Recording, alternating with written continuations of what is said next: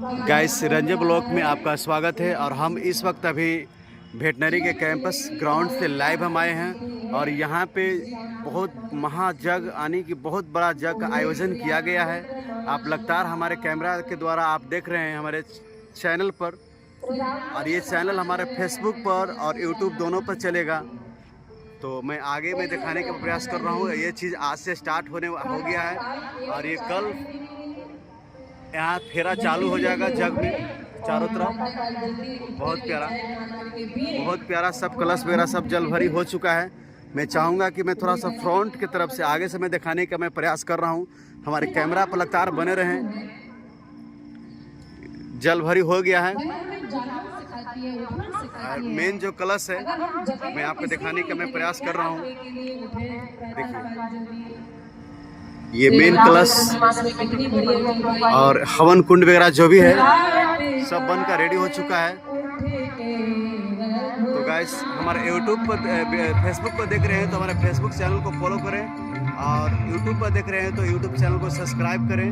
और इस तरह का जानकारी वीडियो हमेशा अपने चैनल के माध्यम पर हम लोड करते रहते हैं। आपको बहुत अच्छे जानकारी आपको यहाँ मिलेगा। हर चीज़ यहाँ पे सब व्यवस्था कर दिया गया है। और एक चीज़ और जो है वो हम आपको दिखाने का प्रयास कर रहे हैं। बहुत भव्य चीज़ है और मैं चाहूँगा कि इसके बारे में हमारे उमेश भैया जो है यहाँ पे कुछ जानकारी देंगे। जगशाला है, इसमें ब्राह्मण के द्वारा नमन किया जाता है और सब देवता का माने पुकारा जाता है। और इसमें सुबह शाम माने किया जाता है। इसका फेरा लिया जाएगा सुबह शाम। हाँ, तो आज यज्ञ का फर्स्ट दिन है और फर्स्ट दिन यहाँ पे जलभरी का काम हो चुका है। और कल मॉर्निंग से इसका फेरा चालू हो जाएगा। और जो भी हमारे वीडियो अगर आप लोकल यानी पटना के आसपास से देख रहे हैं तो मैं एड्रेस में बता देता हूं। वेटनरी कॉलेज कैंपस में आप अवश्य आएँ और जग को देखें और जग में फेरी लगाएं। बहुत महान यहाँ पे जग का आयोजन किया गया है। और यहाँ पे हमारे प्रतिमा भी देखिए स्थापित किया गया है। प्रतिमा बहुत अद्भुत है। हम दिखाने का प्रयास कर रहे हैं। आप लगातार हमारे चैनल पर बने रहें। कितना प्यारा, बहुत बढ़िया। ये हमारे बजरंगबली जी हैं, बहुत सुंदर। जिन भाइयों ने ये कलाकारी किए हैं तहे दिल से उनका धन्यवाद। ये हमारे देवता पितर जी के नाम थोड़ा सा बताइए आप। शंकर भगवान के बगल में कौन भगवान है? तो गाइस, आप लोग समझ लीजिएगा, अब उतना मुझे जानकारी नहीं है।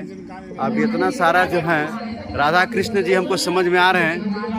बहुत प्यारा, इनके हाथ में भी बांसुरी नहीं मिला है। और ये हमारे दुर्गी माई बाग पर बैठे हुए हैं। बहुत प्यारा अद्भुत नज़ारा यहाँ का। पार्वती जी और शंकर जी।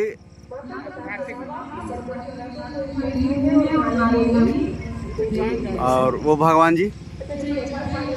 तो गाइस, आप समझ लीजिएगा देखकर दृश्य को। मैं उतना मुझे जानकारी नहीं है कौन कौन भगवान हैं, लेकिन यहाँ पे 3, 2, 5, 6, 7, 8, 9, 10 बहुत 15-16 को है प्रतिमा बनाया गया है यहाँ पे, है ना। बहुत प्यारा अद्भुत नज़ारा यहाँ का। मैं चाहूँगा कि थोड़ा सा जूम करके धीरे धीरे मैं दिखा दूँ।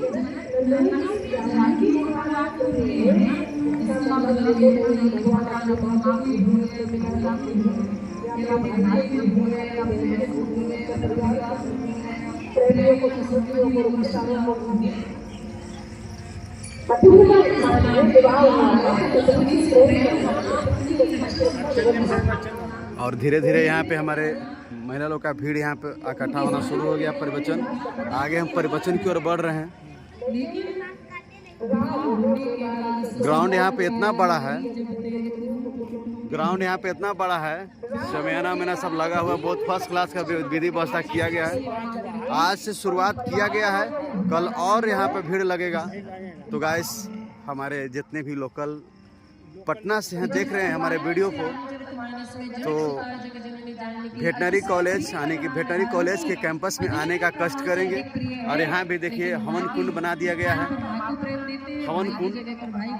और आगे हम लोग बढ़ रहे हैं जहाँ पे प्रवचन हो रहा है, वो प्रवचन को देखने के लिए हम लोग वहाँ पे पहुँच रहे हैं और प्रवचन को आनंद लेंगे। और यहाँ से कुछ सीख मिलेगा हमको। और आप लोग भोजन करना भी सिखाती है। क्या बात है, मिलेगा सही मार्ग पर चलने का।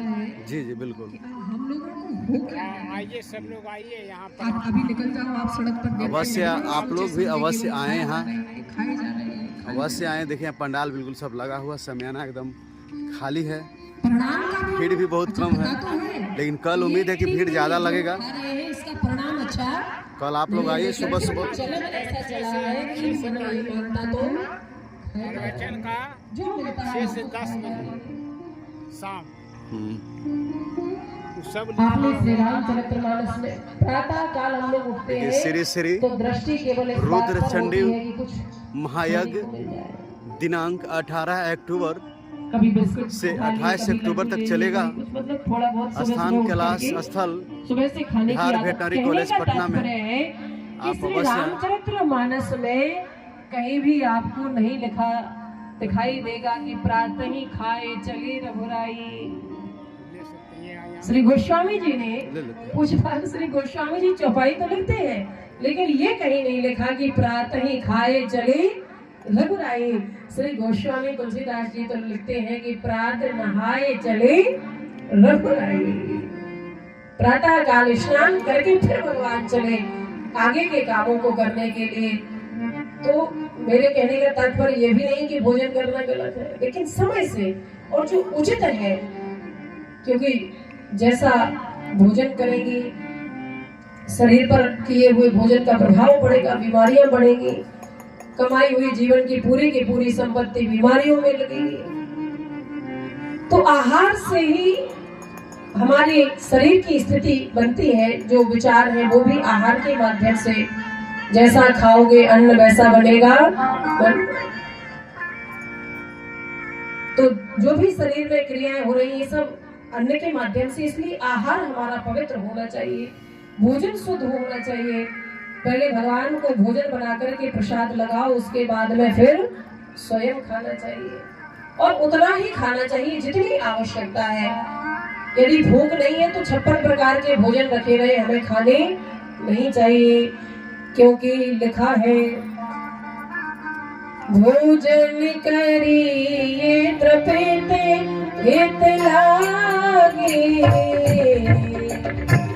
भोजन करिए तृप्त हित लागे, भोजन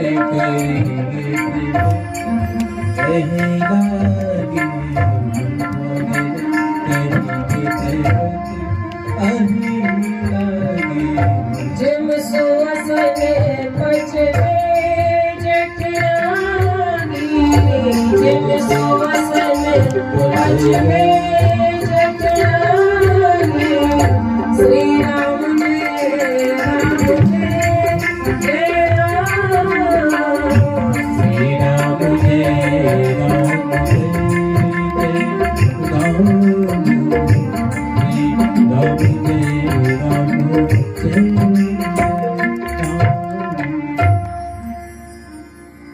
भोजन करिए तृप्त हित लागे, जिम सो असन पचवे जठरा। पचाने की जितनी सामर्थ्य है उतना ही भोजन लेना चाहिए, नहीं तो कुपच हो जाएगी, बमन हो जाएगा, उल्टी हो जाएगी, तो फिर स्वास्थ्य बिगड़ जाएगा। और स्वास्थ्य बिगड़ जाएगा, बुखार आ गया, उल्टी हो गई, तो फिर सारे के सारे काम जो आपके हैं रूपरेखा कार्य करने की वो बिगड़ जाएगी। तुलसी पूर्व जन्मते हरि चर्चा ना सुहाए, जैसे ज्वर के जोर से भोजन की रुचि जाए। जैसे बुखार आ गया, बमन हो गया, उल्टी हो गई, तो फिर भोजन और करने का मन नहीं होता। उसी प्रकार से पूर्व जन्मों के पापों का उदय जब होता है तो गोस्वामी तुलसीदास जी कहते हैं कि भगवान की कथा में मन नहीं लगता। कभी कभी हम देखते हैं कि भक्त आते भी है, श्रोता आते भी है और थोड़ी देर बैठेंगे और उठ करके फिर वापस चले जाते हैं। उनका मन ही नहीं लग रहा, क्योंकि तुलसी पूर्व जन्मते हरि चर्चा न सुहाए। तुलसी पूर्व पापते हरि चर्चा न सुहाए। पूर्व जन्म के किए हुए पाप कर्म जो उदय हो रहे हैं तो वो उन्हें भगवान की कथा में बैठने ही नहीं देते, और जो बैठ जाते हैं उनके जन्म जन्मांतर के सारे पाप भगवान की कथा के माध्यम से समाप्त हो जाते हैं। तो ये श्री रामचरितमानस बड़े ही सुंदर ढंग से नाम महिमा का वर्णन श्री रामचरितमानस में श्री गोस्वामी तुलसीदास जी महाराज ने किया। भगवान के नाम की वंदना हमारे श्री गोस्वामी तुलसीदास जी महाराज करते हैं। अयोध्या की वंदना की, महाराज श्री दशरथ जी की वंदना की, भगवान के सभी भाइयों की वंदना की, बड़ी बड़ी वंदनाएं करते हुए बाद में अंत में भगवान के नाम की वंदना करते हैं। नाम की वंदना करते हुए हमारे गोस्वामी श्री तुलसीदास जी कहते हैं, वंदा हो नाम राम रघुबर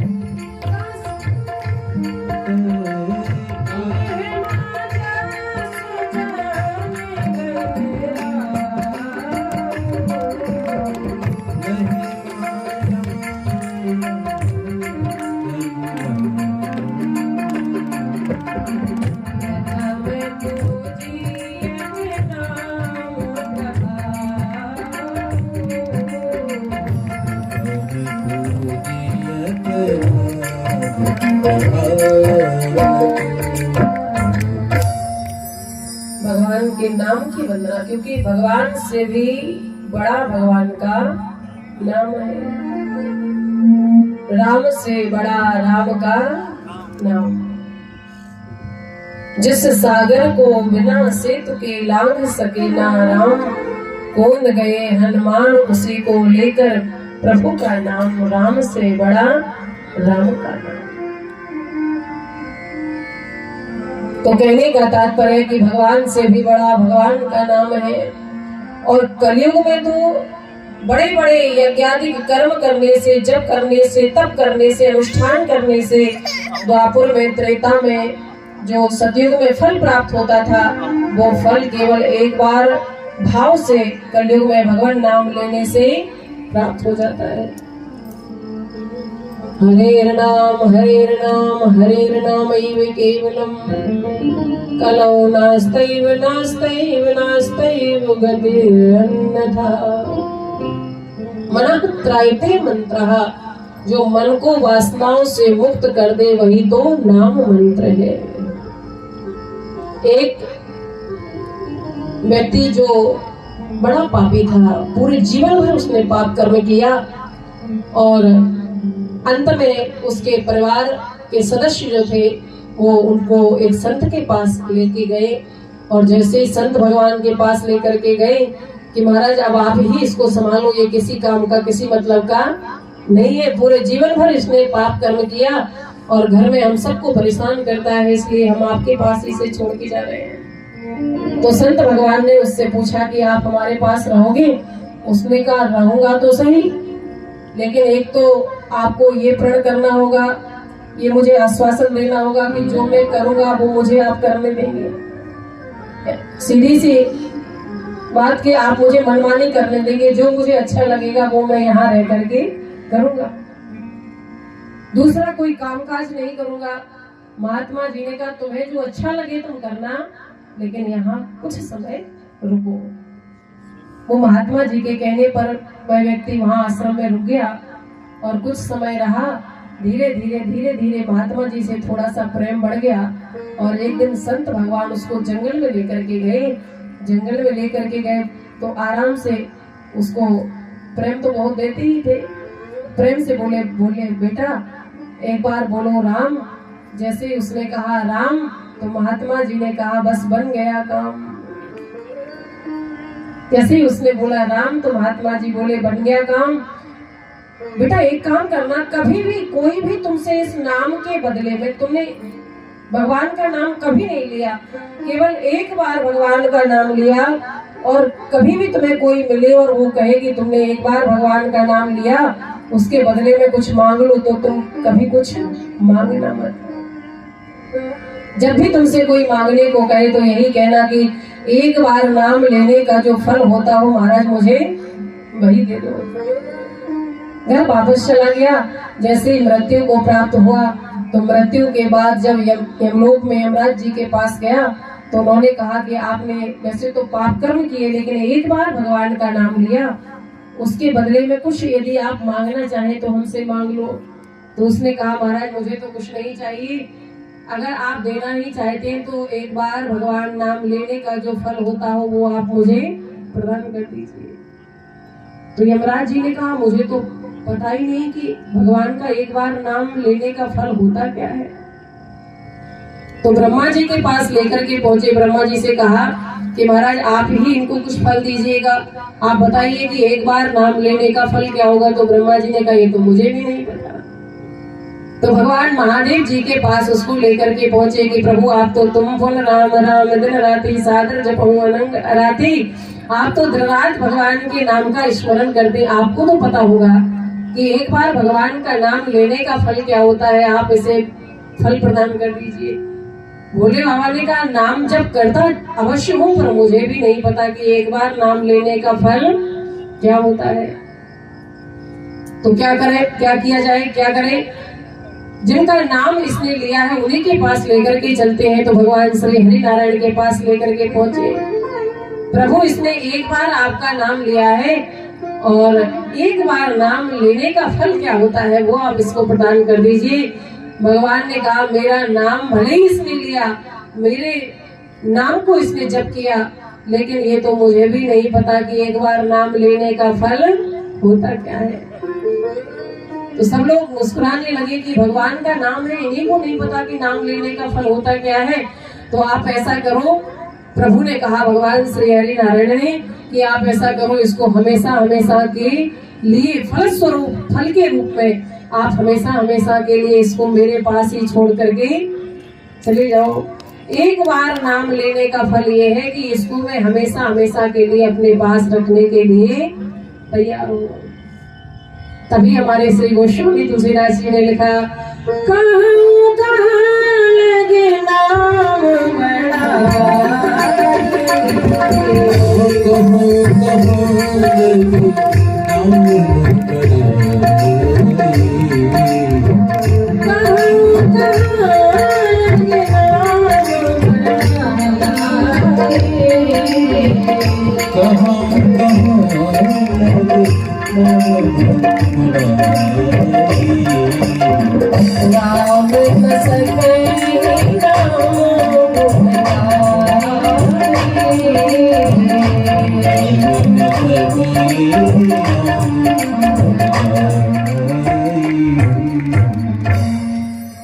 तभी श्री गोस्वामी तुलसीदास जी ने कहा कि नाम की महिमा को कहाँ तक गाएं। स्वयं भगवान भी अपने नाम की महिमा को नहीं गा सकते। और भगवान का नाम तो भाए कुभाए अनख आलसहु, नाम जपत मंगल दिस दसहु। यदि आप लोग कहें कि